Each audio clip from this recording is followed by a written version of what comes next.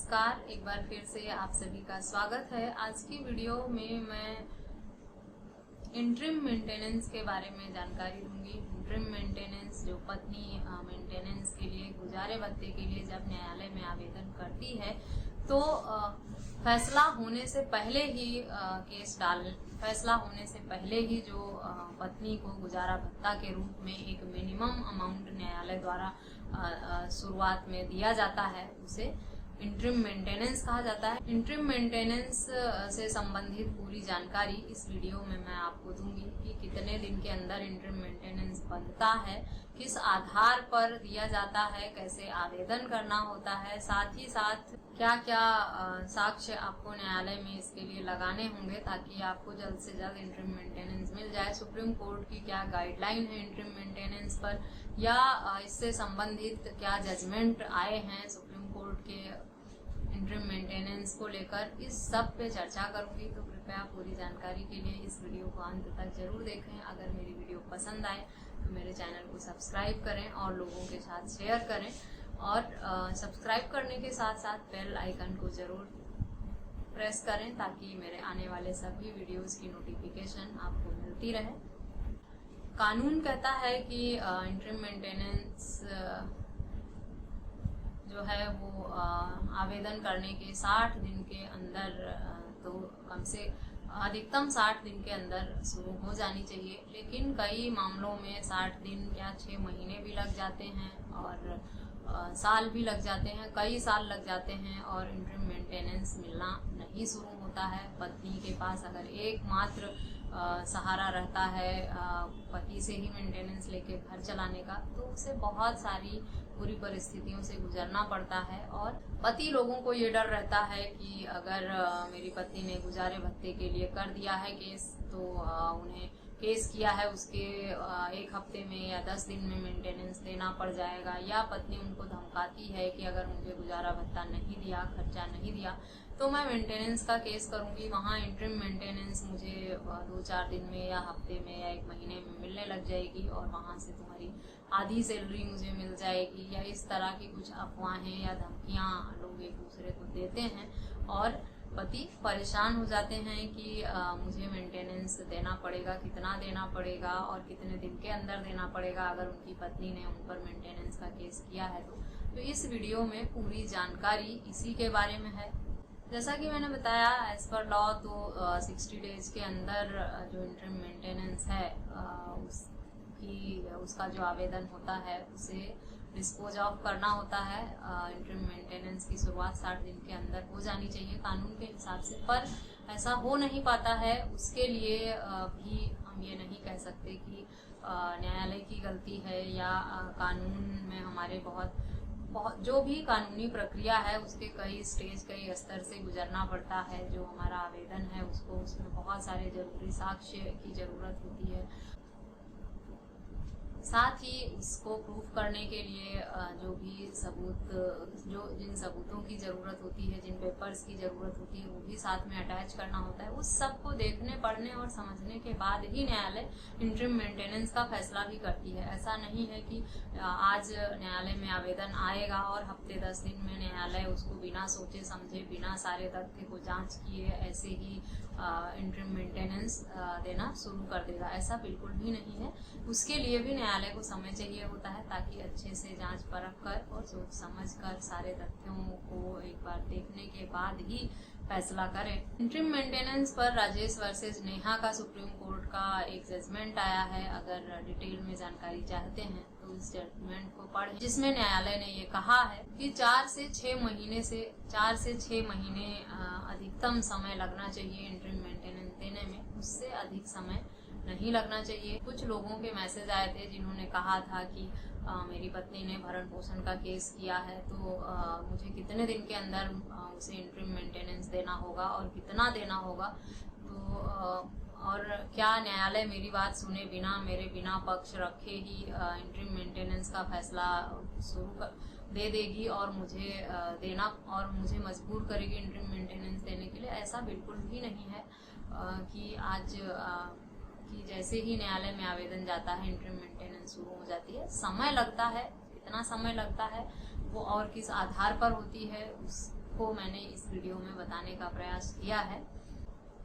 Maintenance case में interim maintenance के लिए आवेदन किया है तो भी इतना डरने घबराने की जरूरत नहीं है पति को कि उसकी सुनवाई नहीं होगी या उसकी बात सुने बगैर या हफ्ते 10 दिन में 1 महीने में फैसला होने को हो भी जाएगा अगर सारी चीजें क्लियर हैं पत्नी के पास। कई बार न्यायालय को लगता है कि पत्नी बेघर है, बेसहारा है, उसके पास खाने को नहीं है, वो कहाँ रहेगी, कैसे करेगी मैनेज, उसके पास कोई घर भी नहीं है, पति ने घर से निकाल दिया है। अगर हालात कुछ इस तरह के होते हैं कि न्यायालय को लगता है कि पत्नी के पास ना तो रहने को घर है ना खाने को है, अगर उसे तुरंत पैसा नहीं दिया गया, तुरंत कुछ उसके खाने पीने का इंतजाम नहीं किया गया, तो वो कैसे रहेगी, क्या खाएगी और कैसे अपना गुजारा करेगी, उसके साथ बच्चा भी है। तो ऐसे हालात में न्यायालय जल्दी से जल्दी एक मिनिमम अमाउंट देने का प्रयास करता है, लेकिन ऐसा नहीं है कि हर मामले में पत्नी के लगाते ही और इंटरिम मेंटेनेंस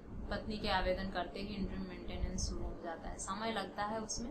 और साथ ही जो भी इंटरिम मेंटेनेंस का भी आवेदन है, अगर उसको पति चैलेंज करना चाहता है, उसके पास स्ट्रॉन्ग ग्राउंड है कि उसकी वाइफ एलिजिबल ही नहीं है इंटरिम मेंटेनेंस के लिए, उसके पास रहने का खाने का इंतजाम है, वो जॉब करती है, डिपेंडेंट है या कुछ इस तरह की बातें हैं, तो हस्बैंड उसको डिनाई कर सकता है कि ये इंटरिम मेंटेनेंस की हकदार नहीं है। किस ग्राउंड पर नहीं है वो प्रूफ करना होगा। अगर पत्नी अपने आप को कहती है कि बेसहारा है, बेघर है, तो उसे प्रूफ करना पड़ता है उसने जो भी बातें कही है। और पति अगर उसकी बातों को डिनाई करता है कि इसने जो भी कहा है सब गलत है, तो पति को भी प्रूफ करना पड़ेगा कि वो किस आधार पर उनकी बातों को झूठ और गलत साबित कर रहे हैं। तो न्यायालय की जो प्रक्रिया है इंटरिम मेंटेनेंस को लेकर, इंटरिम मेंटेनेंस में भी यही है कि आपकी लायबिलिटी क्या है, आपकी कमाई कितनी है, आपके पास एसेट्स कितने हैं, उस सब को देखते हुए ही न्यायालय इंटरिम मेंटेनेंस भी देती है। और मेंटेनेंस का जो है वो कई सालों तक चलता है, सालों साल लग जाते हैं, उसमें बीच में बहुत वाद विवाद होते हैं, बड़े लड़ाई झगड़े होते हैं, बहुत केस उलझता है वाइफ हस्बैंड के बीच में। अगर बहुत सारे डिस्प्यूट चल रहे हैं, बहुत सारे मैटर हैं, उनके लड़ाई झगड़े इतने हैं, बहुत गलत फहमियां हैं उनके बीच में, का नाम नहीं ले रही, तो जो मीडिएशन में जाकर भी काउंसलिंग करके भी सुलझ नहीं पा रही हैं, तब उनका केस कई सालों तक खिंच जाता है। ऐसे में न्यायालय को लगता है कि अगर पत्नी के पास खाने का रहने का कोई सहारा नहीं है तो उसे इंटरिम मेंटेनेंस मिलना चाहिए। और इसी बात को ध्यान में रखते हुए ही न्यायालय इंटरिम मेंटेनेंस का फैसला जल्दी से जल्दी करती है। तो अगर आपके केस में ऐसा कुछ नहीं है तब आप इसे रोक भी सकते हैं, लेकिन बिना स्ट्रॉन्ग प्रूफ के, आप बिना साबित किए आप नहीं रोक सकते। इसीलिए जब आपके खिलाफ कोई भी केस हो, चाहे पति हो या पत्नी हो, किसी के खिलाफ भी अगर केस किया गया है तो वो बजाय इसके डरने के, भागने के, घबराने के और छुपने के और इन सब बातों को इग्नोर करने के, इससे कैसे लड़ना है, अपने आप को कैसे बेगुनाह साबित करना है और फैसला अपने हक में कैसे कराना है, इस पर काम करना शुरू करें अगर, तो आपका काम बहुत ही आसान हो जाएगा और फैसला आपके हक में ही होगा। कुछ हस्बैंड की तरफ से भी सवाल पूछा गया था कि क्या मेरी वाइफ इंटरिम मेंटेनेंस बिना मेरी इनकम जाने या बिना मेरे कुछ कहे इंटरिम मेंटेनेंस न्यायालय देना शुरू कर देगी मेरी वाइफ को, और वो मेरी सैलरी से या मेरी इनकम से अपने आप जाता जाएगा। ऐसा कुछ भी नहीं है। इंटरिम मेंटेनेंस हो या मेंटेनेंस हो, पूरी बात जान समझ कर, साथ ही साथ दोनों पक्षों से इंटरिम मेंटेनेंस बंधने से पहले मीडिएशन और काउंसलिंग भी होती है कि हो सकता है साथ इन दोनों के बीच में समझौते का, सुलह का कुछ चांस हो या इन्हें हमारी बातें समझ में आ जाएं, अगर कोई गलतफहमी है दूर हो जाए और मामला सेटल हो जाए। तो अगर पत्नी ने भरण पोषण के लिए केस किया है, साथ ही इंटरिम मेंटेनेंस के लिए भी आवेदन किया है, तब भी कम से कम मीडिएशन में एक बार तो भेजा ही जाएगा, काउंसलिंग तो होगी ही और थोड़ा समय भी दिया जाएगा, क्योंकि ताकि अगर उनके बीच में कोई मतभेद है तो उसे दूर करके उस रिश्ते को वापस बसाया जाए। क्योंकि न्यायालय और पुलिस सब यही प्रयास करते हैं कि कोई भी घर टूटने से पहले एक बार उन्हें जुड़ने का मौका जरूर दिया जाए, उन्हें समझाया बुझाया जाए, उनके बीच में कोई गलतफहमी है अगर उसे दूर किया जाए और एक मौका दिया जाए उनके रिश्ते को। लेकिन अगर मीडिएशन और काउंसलिंग असफल हो जाती है,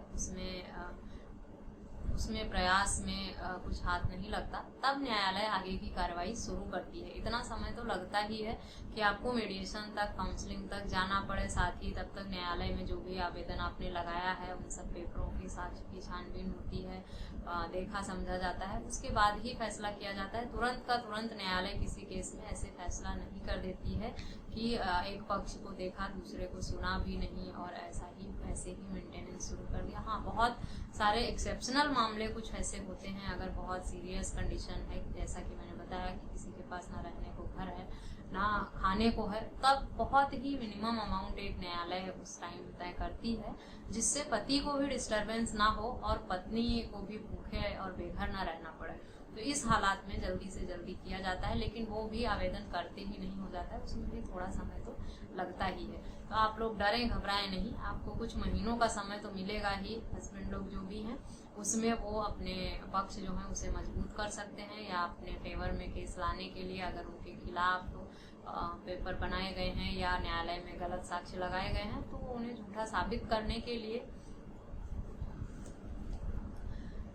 अपना प्रयास कर सकते हैं। उनके पास जो समय है उसके अनुसार वो तैयारी करके अपने ऊपर लगाए गए आरोप या आवेदन जो है उन्हें कैसे गलत साबित करना है, उसके लिए जो समय मिला है उसमें पूरी तैयारी करें। डरें घबराएं नहीं। लेकिन अगर आपकी पत्नी आप पर ही डिपेंडेंट है तो आप मेंटेनेंस और इंटरिम मेंटेनेंस जो भी देना है या जो भी न्यायालय का फैसला है, ये आपका अधिकार, ये आपका फर्ज भी है और आपके पत्नी का अधिकार भी, कि आपने अगर शादी की है तो उसे सड़क पर बेघर बेसहारा ना छोड़ें, उसे मेंटेनेंस या इंटरिम मेंटेनेंस जरूर दें।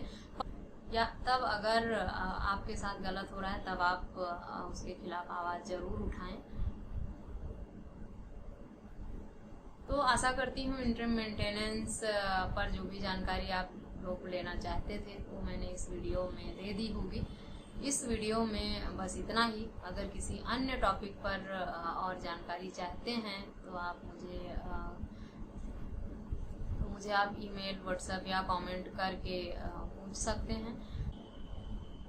इस वीडियो में बस इतना ही। मिलते हैं नेक्स्ट वीडियो में। तब तक के लिए थैंक यू एंड बाय।